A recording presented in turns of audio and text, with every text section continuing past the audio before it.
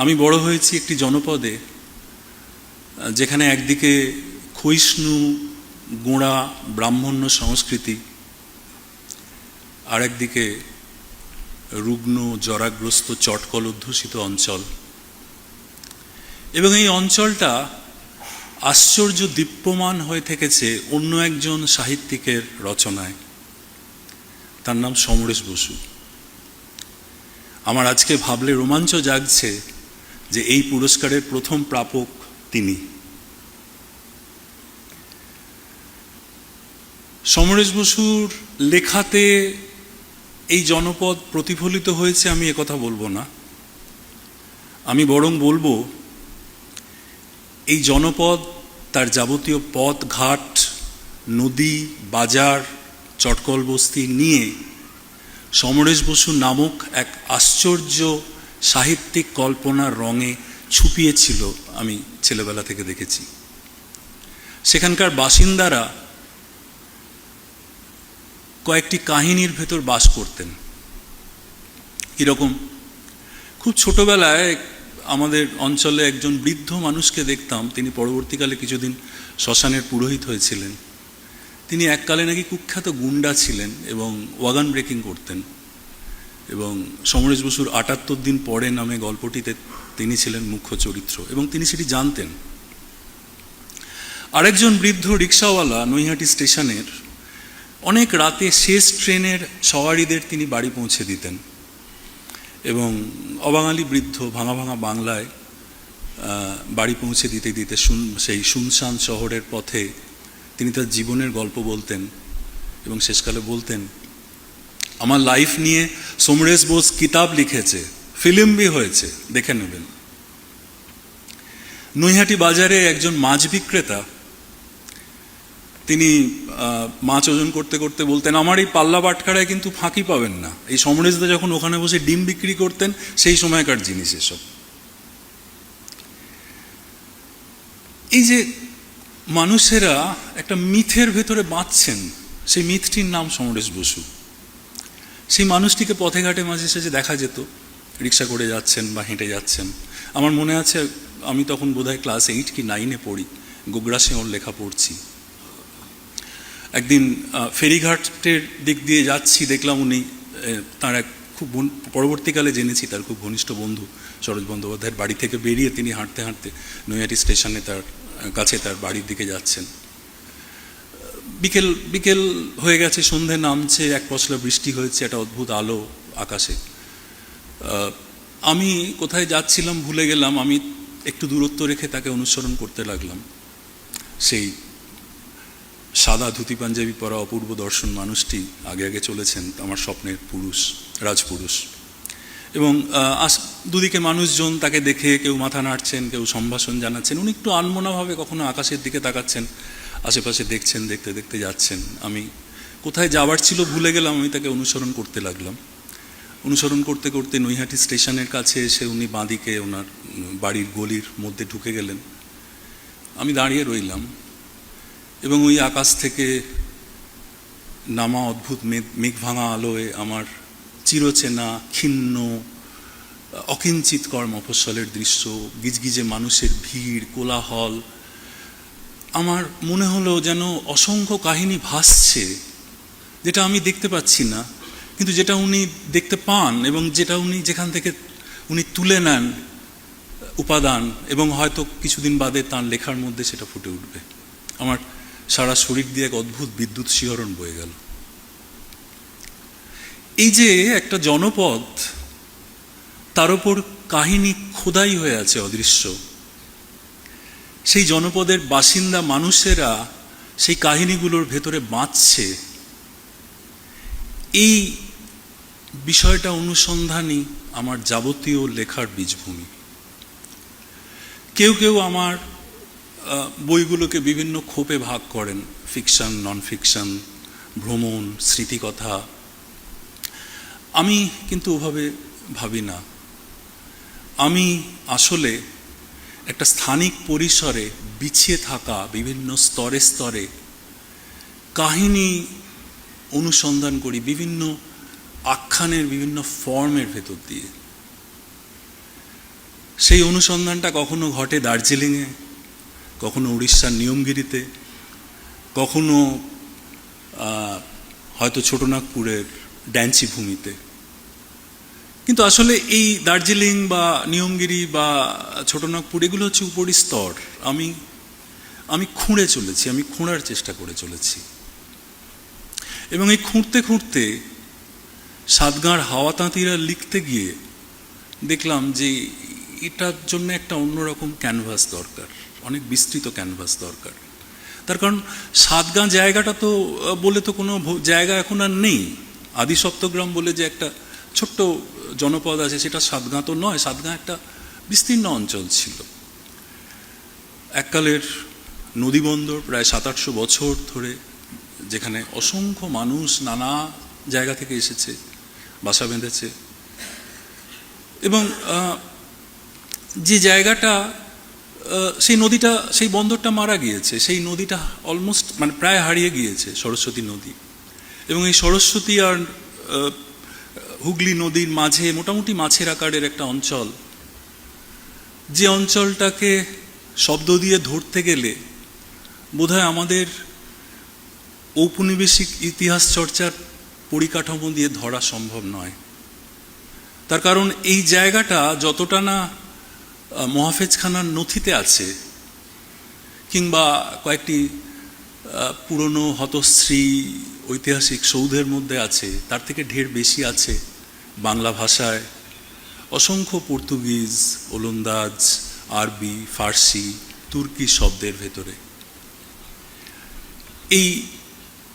এই জনপদটা, এই সাতগাঁটা রয়েছে আলপিন, পেরেক, আলকাতরার মতো উপাদানের ভেতরে, তার শব্দের ভেতরে, তাদের ইতিহাসের ভেতরে।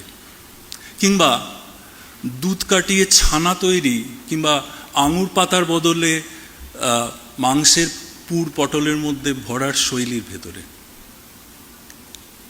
এবং এটা এমন একটা অঞ্চল যেখানে নদীগুলো বারবার খাদ বদল করে গোটা জায়গার ভূগোলটাকে দইয়ের ঘোলের মতো ঘেঁটেছে।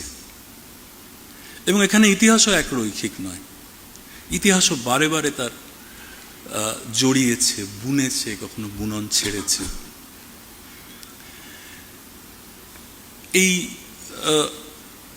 এই বিষয়টা নিয়ে, এই সাতগাঁ নিয়ে লিখতে গেলে আমার মনে হলো কাহিনীটাকে সামনে আনা প্রয়োজন, যেটা আমি এর আগের লেখাগুলোতে কাহিনী প্রচ্ছন্ন থেকেছে। এবং আমার মনে হলো কথকতার যে ফর্ম, সেই ফর্মটাকে ধরা প্রয়োজন। এবং বিশেষ করে পোড়ামাটির যে মন্দিরের শৈলী, যেটা বিশেষ করে হুগলি অঞ্চলে দেখা যায় যে পুরাণ বা দেবদেবীর আইকনোগ্রাফির পাশাপাশি সমাজচিত্র আসছে, মিশছে, এই বিষয়টাকে ধরা প্রয়োজন। তো সেইভাবেই আমি লেখার চেষ্টা করলাম।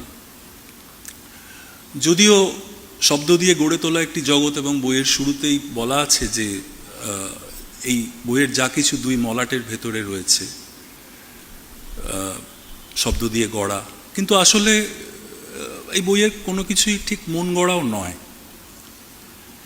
খুব ছোটবেলায় দেখেছি আমার বাড়িতে, পরিবারে মা, জেঠিমা, পিসিমারা ভোরবেলা কোনো সুখ স্বপ্ন দেখলে কাউকে না জানিয়ে স্বপ্নটা, আমাদের বাড়ির খুব কাছেই গঙ্গা বয়ে যেত, যেখানে আমাদের পৈতৃক বাড়ি ছিল, মানে আছে এখনো, তারা নদীতে ডুব দিয়ে স্বপ্নটা বলে আসতেন, তাতে নাকি স্বপ্নটা সত্যি হয়। তো সাতগাঁর হাওয়া তাঁতিরাতে যে নারীরা জলে ডুব দিয়ে জলে জলে বার্তা বিনিময় করেন তাদের দূরের বাপের বাড়ির মানুষদের সঙ্গে, কিংবা কাশিবাসী শাশুড়ির সঙ্গে রান্নার রন্ধন প্রণালী বিনিময় করেন, তারা আসলে আমার ওই মা, জেঠিমা, পিসিমাদের সই পাতানো গঙ্গা জল। কিংবা যে পাদ্রী বাবা বইতে যিনি আম থেকে মদ তৈরির চেষ্টা করছেন, এবং সেই মদ তৈরি, তার এক্সপেরিমেন্টের বলি হচ্ছেন তার দুই পালকি বাহক মারা যাচ্ছে, এবং পাদ্রী বাবার মৃত্যুর পর তারা সেই স্বর্গ থেকে পালকি নিয়ে এসে পাদ্রী বাবাকে নিয়ে আবার ফিরে যাচ্ছে। এই পাদ্রী বাবার কথা কিন্তু সঞ্জীব চন্দ্রের পালামৌ বইয়ের শেষের দিকে একটু উল্লেখ আছে, যেখানে তিনি একজন পাদ্রীর কথা বলছেন যিনি জাম হইতে অতীব উৎকৃষ্ট শ্যাম্পেন প্রস্তুত করিতেন। তো এই যে একটা আশ্চর্য অঞ্চল,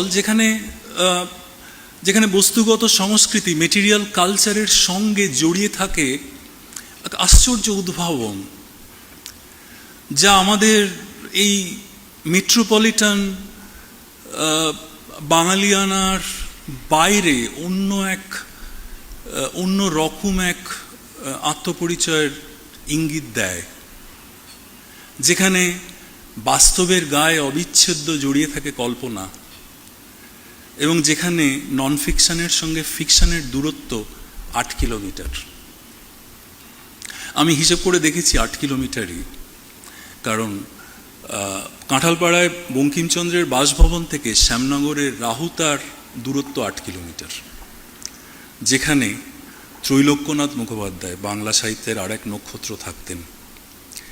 এবং আমি নিশ্চিত তিনি সঞ্জীবচন্দ্র থেকে বোধহয় 18 বছরের ছোট ছিলেন, হিসেব করে দেখেছি। তিনি সঞ্জীবচন্দ্রর বৈঠকখানার আড্ডায় আসতেন এবং সঞ্জীবচন্দ্রের মুখে পালামৌয়ের আদিবাসী রমণীদের গল্প শুনে ওই 8 কিলোমিটার দূরে রাহুতায় ফিরে গিয়ে তাদের কাউকে কাউকে সুন্দরবনের কুমিরের পেটের মধ্যে চালান করে দিতেন, এবং তারা সেখানে ঝুড়ি পেতে বসে জমিদার গিন্নির এক গা গয়না পরে বেগুন বিক্রি করত। এইভাবেই ফিকশন আর নন ফিকশনের মধ্যে যোগসূত্র নির্মাণ হতো। আজ এই বিশেষ দিনে আমি সেই ডমরুধরের স্রষ্টাকেও স্মরণ করছি, এবং এই 2 দশক আমার এলোমেলো লেখালেখির চেষ্টায় যে পাঠকেরা আমার সঙ্গে থাকলেন, আমাকে প্রশ্রয় দিলেন, যারা আমার সাদগাঁর হাওয়ার তাঁতে বাস করলেন, তাদেরকে কুর্নিশ জানাচ্ছি।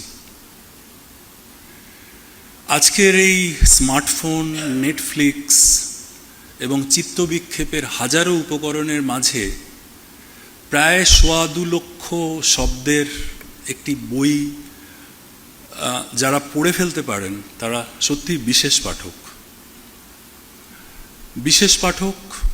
এবং আমার অভিজ্ঞতা থেকে দেখেছি তাদের অনেকেই তরুণ পাঠক।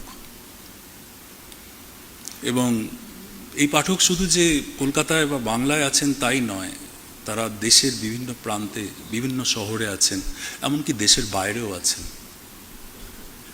এবং আমি নিশ্চিত বাংলা সাহিত্যের জন্যে, যদিও তাদের সংখ্যার নিরিখে, আমাদের বাংলাভাষী জনসংখ্যার নিরিখে তারা হয়তো নগণ্য, কিন্তু সংখ্যার নিরিখে খুব কমও নয়, এবং তারা আরও বেশ কিছুদিন থাকবেন। এবং প্রাতিষ্ঠানিকভাবে বাংলা ভাষা প্রান্তিক হয়ে পড়া সত্ত্বেও তারা থাকবেন। এবং আজ এবং আগামী দিনে আর্টিফিশিয়াল ইন্টেলিজেন্স এবং লার্জ ল্যাঙ্গুয়েজ মডেল যেভাবে আমাদের মেধা চর্চার উপর আগ্রাসন করছে, তা সত্ত্বেও তারা থাকবেন। বাংলা ভাষার সঙ্গে জড়িয়ে থাকা যে মৌলিক চেতনা প্রবাহ, তার ভেতরে অবগাহনের জন্যেই তারা থাকবেন। আমি যেন এই পাঠকদের প্রত্যাশাকে চিনতে পারি, যেন তাদের এই প্রত্যাশার প্রতি আমার যতটা ক্ষমতা লিখে যেতে পারি আরও কিছুদিন স্বাধীনভাবে, অবিচলভাবে। এই পুরস্কার আমাকে সেই বার্তা দিচ্ছে। ধন্যবাদ।